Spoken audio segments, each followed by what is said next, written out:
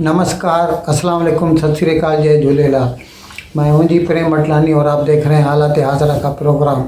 हकीकत ये है, इब्तिदा में आपसे दरख्वास्त है, चैनल ज़रूर सब्सक्राइब करें। नाज़रीन, भारत के इस दौर में वैसे तो WTO है, वर्ल्ड ट्रेड ऑर्गेनाइजेशन, और उसमें मल्टीलेटरल सतह पे बिज़नेस के ताल्लुकात पूरी दुनिया के साथ हैं, लेकिन दिखने में आया है कि बहुत सारे ममालिक जो है ना वो रिज़र्वेशंस रखते हैं। तो ऐसे वक्त में भारत अपनी तरफ से कोशिश कर रहा है इंडिविजुअली यानी बायलैटरल जो है दो तरफ़ा तौर पर कई ममालिक के साथ भारत ने फ्री ट्रेड एग्रीमेंट दस्तखत किए हैं। और फ्री ट्रेड एग्रीमेंट में क्या होता है जनाब कि भारत से जो माल उस मुल्क को जाता है या उस मुल्क से जो माल भारत को आता है तो उस पे कस्टम ड्यूटी नहीं लगाई जाती। तो इस तरह से तो ऐसा होता है कि बिज़नेस बढ़ता है, क्योंकि व्यापारी को जब कस्टम ड्यूटी नहीं भरनी पड़ेगी जिस मुल्क से, तो वो उस मुल्क से ज़्यादा मंगवाएगा बिज़नेस पर दूसरे मुल्कों के। अब इस तरह से क्या होता है कि दिखने में तो ऐसा आता है कि इस तरह से भारत को नुकसान होता है उन ममालिक के साथ बिज़नेस करने में, लेकिन इस तरह जब धंधा बढ़ता है ना तो उसका जो एक डोमिनोज इफ़ेक्ट बोलते हैं जो, वो बहुत अच्छा होता है। अभी किन ममालिक के साथ भारत के FTA साइन किए हुए हैं, मैं उनके चंद नाम बता देता हूँ आपको। गल्फ़ कोऑपरेशन काउंसिल 6 ममालिक हैं गल्फ़ के, ऑस्ट्रेलिया, UAE मुत्तहिदा अरब अमारात यानी जिसमें दुबई, शारजा वगैरह आ जाते हैं, Abu Dhabi, Sri Lanka, Nepal, Bhutan, Thailand, Singapore, Japan, Malaysia और मॉरिशस आ जाते हैं इसम। अच्छा, अभी इस वक्त यूरोपियन यूनियन के साथ और बरतानिया के साथ मुज़ाकरात जारी हैं ये फ्री ट्रेड एग्रीमेंट के लिए। हकीकत में तो बरतानिया के साथ तकरीबन मुकम्मल हो चुके थे 2022 में, और अगर बोरिस जॉनसन अभी वो अपनी लोकल सियासत है उनकी, उसको जाना पड़ा, उसकी वज़रात उस्मा चलते चलते ख़त्म हो गई। नहीं तो पिछले साल यानी 22 की जो दिवाली थी यानी नवंबर महीना, तो 22 के नवंबर में ही ये एग्रीमेंट साइन हो जाना था, दस्तखत हो जाने थे, लेकिन क्योंकि उसकी वज़रात उस्मा चली गई और उसके बाद अभी तो जो है भले हिंदुस्तानी निज़ाद है ऋषि सुनाक है वज़ीर आज़म, लेकिन वो फिर से शुरू से मुज़ाकरात उस पर चालू हैं। और इसके साथ साथ यूरोपियन यूनियन के साथ भी भारत के FTA के मुज़ाकरात चालू हैं। अच्छा, अभी कल से जर्मनी के चांसलर यानी सबसे ज़्यादा जो हेड ऑफ द गवर्नमेंट है जर्मनी का, ओलाफ शोल्ज़, वो भारत आया हुआ है। और बावजूद इसके कि भारत के और जर्मनी के, या यूँ कह दीजिए कि वेस्टर्न कंट्रीज़ हैं, वो रूस की जो जंग है यूक्रेन के ऊपर, उस पे दोनों के जो अपने अपने नज़रियात हैं, उस पे दोनों के नज़रियात एक दूसरे से पैरेलल मतलब मिलते नहीं, कोइंसाइड नहीं करते। लेकिन उसके बावजूद जैसे अमेरिका चाहता है, इसी तरह वेस्टर्न कंट्रीज़ यानी बशमूल उसमें जर्मनी भी आ गया, वो चाहते हैं कि हिंदुस्तान को जितना हो सके हम रूस से दूर ले जाएं। अभी हकीकत क्या है कि 75 सालों से लगातार हिंदुस्तान ज़्यादा से ज़्यादा अपने जो डिफेंस प्रोक्योरमेंट कर रहा है वो रूस से करता रहा है। यानी हिंदुस्तान में आपको टैंक रूसी मिलेंगे, हवाई जहाज़ रूसी मिलेंगे, कैनन्स जो है गन्स वो रूसी मिलेंगी।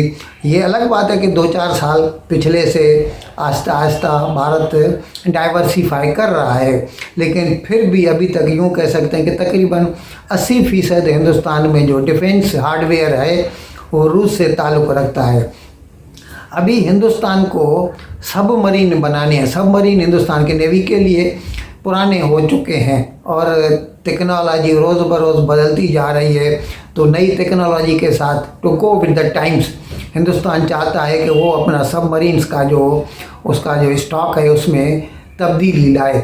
तो वो ऐसी सबमरीन ख़रीदना चाहता है, मतलब अभी मैं बता रहा हूँ आपको, ख़रीदना चाहता है जो कि ज़्यादा वक्त के लिए समंदर में पानी के अंदर रह सकें। वैसे तो जो न्यूक्लियर सबमरीन होती है ना, वो अनलिमिटेड वक्त के लिए अंदर रह सकती है, क्योंकि वो उधर ही ऑक्सीजन भी बनाती है।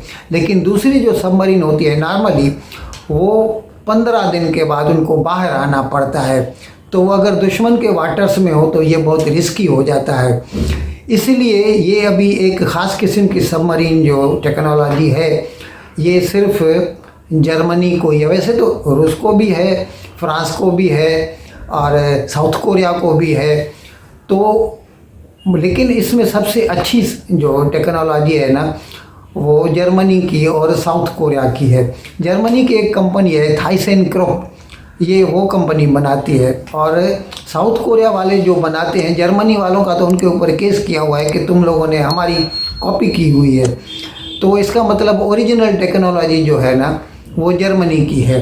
तो अभी इसमें 6 सबमरीन से हिंदुस्तान को ख़रीदनी है और उसकी कीमत जो है ना $5.2 बिलियन, यानी 520 करोड़ डॉलर जो है हिंदुस्तान को देने पड़ेंगे इसके लिए, 5.2 बिलियन। तो अभी ये चांसलर ओलफ शोल्ज जो आया हुआ है जर्मनी का, वो कोशिश कर रहा है कि ये जल्द से जल्द मुआहदा हो जाए।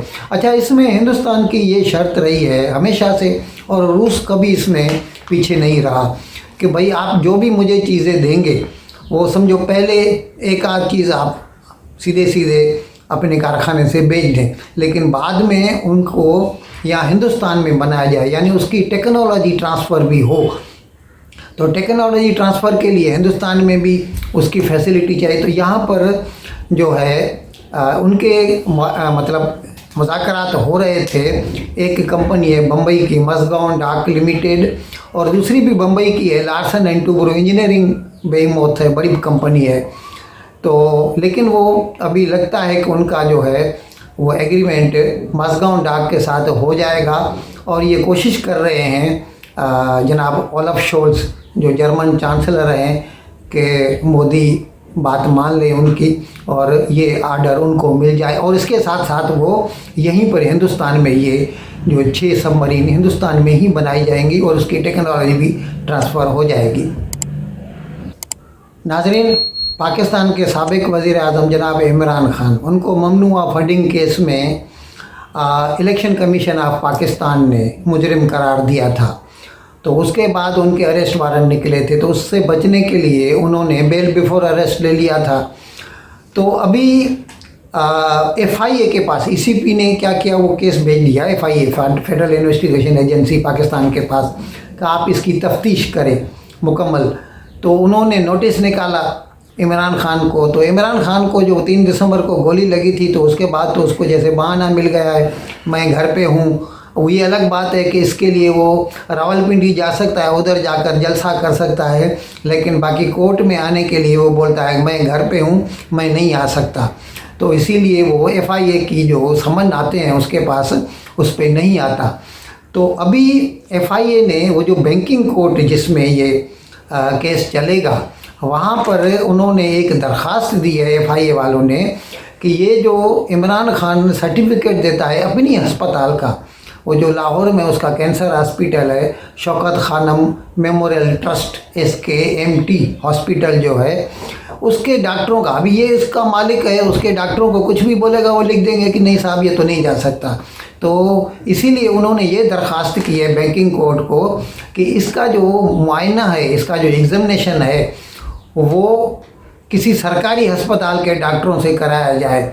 और ये अच्छा, दूसरी बात ये है कि ये Shaukat Khanam hospital cancer hospital, जबकि उसको तो गोली लगी है टांग में, तो उसके लिए ऑर्थोपेडिक सर्जन का सर्टिफिकेट होना चाहिए। कैंसर वाले कैसे बता सकते हैं कि ये नहीं जा सकता उधर?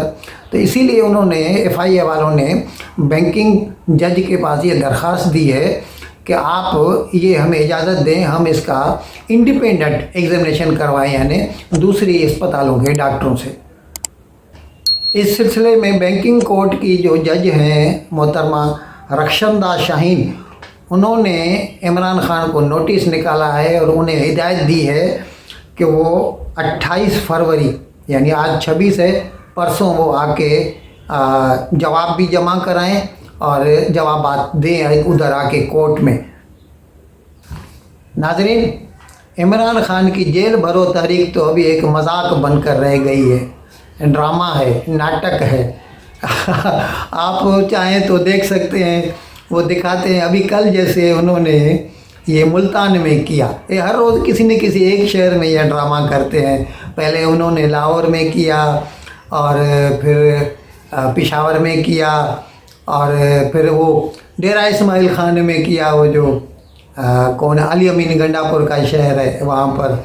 तो पहले दिन तो 81 लोग मिले, दूसरे दिन 2, तीसरे दिन 5 और कल तो इन्होंने मुल्तान में किया और उधर सब लोग आए और पुलिस ने अपनी प्रिजनर वैन भी खड़ी कर दी थी और अनाउंसमेंट हो रही थी कि जिसको जेल जाना है आके बैठ जाए। वो पीटीआई के लोग आए, बहुत नारे लगाए उन्होंने, प्रिजनर वैन के आगे खड़े होकर फ़ोटो भी निकलवाए और उसके बाद सब लोग अपने अपने घरों को चले गए। किसी एक बंदे ने भी गिरफ्तारी नहीं दी। तो हम ये मैंने कल भी बताया था आपको, लेकिन हम अभी दावा से कह सकते हैं कि इमरान खान का ये जेल भरो तहरीक जो है मुकम्मल तौर पर नाकाम हो चुका है, फ़ेल हो चुका है और ये अभी एक किस्म का ढकोसला बन के रह गया है। इन अल्फाज के साथ मैं आज का प्रोग्राम ख़त्म करने की आपसे इजाज़त चाहता हूँ, लेकिन विदाई लेने से पहले एक मरतबा फिर आपसे मेरी दरख्वास्त है कि जिस किसी साहब या साहबा ने अब तक हमारे इस चैनल को सब्सक्राइब नहीं किया, अज़राए करम इसको जल्द से जल्द सब्सक्राइब करें, प्रोग्राम को लाइक करें, शेयर करें और घंटी का बटन दबाना न भूलें। बहुत बहुत शुक्रिया। खुदा हाफिज़।